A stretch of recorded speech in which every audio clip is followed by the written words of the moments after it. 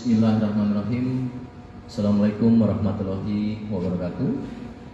Selamat siang rekan-rekan media yang saya hormati, saya banggakan, dan tentunya dalam menjalankan tugas pada hari Minggu ini. Tepatnya hari ini tanggal 28 Mei 2023, Polda Metro Jaya akan menyampaikan terkait yang ramai menjadi perhatian publik. Rekan-rekan, pada konteks peristiwa ini tentunya kita lihat secara utuh, dan sebelumnya saya akan menyampaikan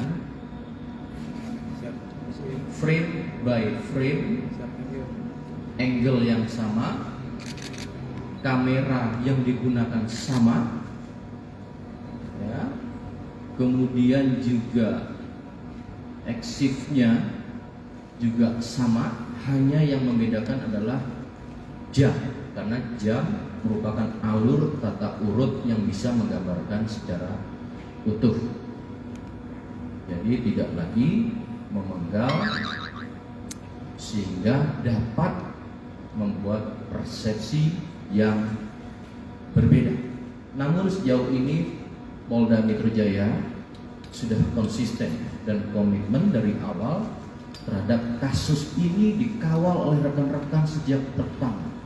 Pertanyaannya, mengapa frame ini sama dengan angle teman-teman miliki? Karena ini adalah produk teman-teman juga dari jurnalis yang dapat kita berikan akses sebagai wujud transparansi, sebagai wujud objektivitas, sebagai wujud sama-sama teman-teman tadi konsisten dan komitmen untuk melakukan kontrol sosial terhadap kasus ini, karena semangat penyidik Polda Metro Jaya sama semangatnya dengan khususnya keluarga korban, apalagi masyarakat, untuk mengungkap kasus ini. Baik, kita mulai. Ini sebelum MDS menggunakan borgol cable disk. Perlu saya sampaikan, ini adalah di ruang siaga penjagaan Direktorat Tahanan dan Barang Bukti, yang suasana situasi bisa saya jelaskan baru keluar dari sel tahanan. Tentu di dalam sel itu para tahanan tidak menggunakan borgol cable disk ataupun terkekang dalam fisiknya, tetapi batasannya pada ruangan sel. Ya, silakan kita buka. Ini rekan-rekan baru ketika keluar. Ya. Lanjut. Dia sudah melihat kamera, tetapi tidak dengan serta-merta sesuai dengan frame satunya nanti berikutnya menggunakan. Artinya dia tidak karena tertangkap kamera kemudian menggunakan. Ya, lanjut. Pada posisi ini yang beredar durasi ini, ya, silakan. Cukup? Lanjut. Dilanjutkan terus. Jadi frame by frame, jadi frame-nya banyak, ya, rekan-rekan, banyak, sangat banyak frame-nya. Namun ini terkait dengan kasus di sini.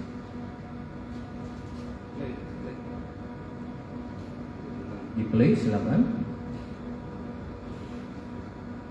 Sehingga rekan-rekan akan bisa menggambarkan, melihat ini secara utuh, ya. Oke, play lagi frame berikutnya.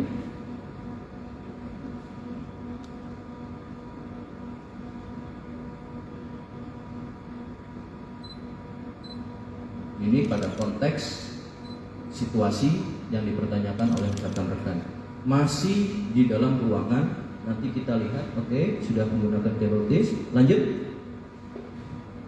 Ini sudah dengan penyidik, ya, ada penyidik, artinya di bawah pengawasan Direktorat Ahli dan penyidik, masih di dalam ruang siaga sel piket Direktorat Tahti. Lanjut.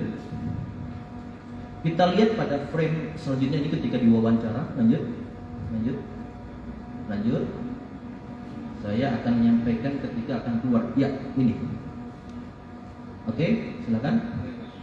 Rekan-rekan bisa lihat pada frame ini. Ini gambaran secara utuh apa yang ada di dalam ruangan ini. Nah, ini adalah masuk ruangan Tahti. Nah, ini sel. Nah, ini piket. Ini belum keluar dari area Direktorat Tahti, ya. Jadi secara umum ketika menunggu adanya penyerahan pengurusan ini masih di situ. Nanti akan saya jelaskan konteks peristiwanya saat ini setelah frame.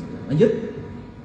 Ketika keluar sudah sesuai SOP dengan menggunakan baju orange dan menggunakan kabel tis yang kemudian dibawa oleh penyidik karena sudah penyerahan. Lanjut. Dalam rangka untuk kegiatan batas nanti akan saya jelaskan. Cukup ya? Baik, rekan-rekan media yang berbahagia, konteks peristiwa ya, adalah kondisi suatu keadaan memang terjadi secara nyata dan bersifat mutlak dan absolut. Konteks ini sesuai dengan konteks peristiwanya, maka kita samakan dulu. Dalam perkara ini konteks peristiwa tersangka MDS menggunakan kabel tis sendiri. Ya. Namun secara utuhnya tadi rekan-rekan sudah bisa melihat. Ya. Perlu kami jelaskan, peristiwa tersebut pada faktanya masih bertempat dalam kawasan rumah tahanan Polda Metro Jaya. Tepatnya pada ruang administratif dan piket siaga pada hari Jumat tanggal 26 Mei 2023 sekira pukulnya adalah pukul, saya gunakan waktu yang tepat pada video sesuai dengan FX yang digunakan teman kita jurnalis saat mengambil, yaitu pukul 13.34 waktu Indonesia bagian Barat. Peristiwa itu terjadi di bawah pengawasan penyidik dan anggota Direktorat Tahanan dan Barang Bukti seperti terlihat dalam frame tersebut pada saat pengurusan administrasi penyerahan tersangka MDS dari Direktorat Tahanan dan Barang Bukti kepada penyidik Direktorat Reserse Kriminal Umum Polda Metro Jaya. Namun MDS terlihat pada frame salah satunya ya, tiba-tiba dengan sendirinya menggunakan kabel tis. Ya. Peristiwa ini kemudian berlanjut sesuai SOP yang mana tersangka harus secara rasional kita berpikir, tersangka harus menggunakan baju tahanan oleh penyidik. Maka apabila kabel tis di tangan tersangka yang tadi tidak terbuka atau dibukakan oleh penyidik, maka sulit untuk menggunakan kaos tahanan karena sudah sesuai SOP harus menggunakan tahanan ketika keluar dari ruangan Direktorat Tahanan dan Barang Bukti. Tentunya baju tahanan dipakaikan oleh penyidik, ya, dan juga kabel tis tersebut. Kemudian fakta pasca pengurusan administrasi telah selesai. Jadi setelah pengurusan administrasi selesai, pengurusan penyerahan tanggung jawab dari Direktorat Tahti, Tahanan dan Barang Bukti kepada penyidik. Penyidik secara SOP kemudian baru selanjutnya dapat membawa tersangka keluar dari rumah tahanan Polda Metro Jaya ke gedung BID atau Bidang Kedokteran dan Kesehatan Polda Metro Jaya.